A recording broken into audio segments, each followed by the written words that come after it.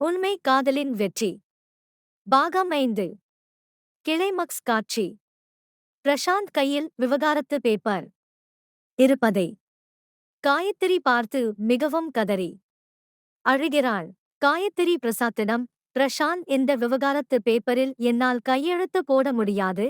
அப்படி நான் விவகாரத்து பேப்பரில் கையெழுத்து போட்டனா நான் இறந்ததுக்கு சமம் என்று கூறிக்கொண்டே அவள் படுக்கை அறையில் சென்று அழுகிறாள். இதை கேட்ட பிரசாந்த் மிகவும் மனமுடைந்து அழுகிறான். உடனே அவன் காயத்ரி இடம் சென்று, காயத்ரி, நான் உன்னை திருமணம் பண்ண நாள் முதலா உன்னை கஷ்டம்தான் படுத்தி இருக்கிறேன். உனக்கு என்னை விட்டு போக விருப்பம் இல்லையா என்று கேட்டான்.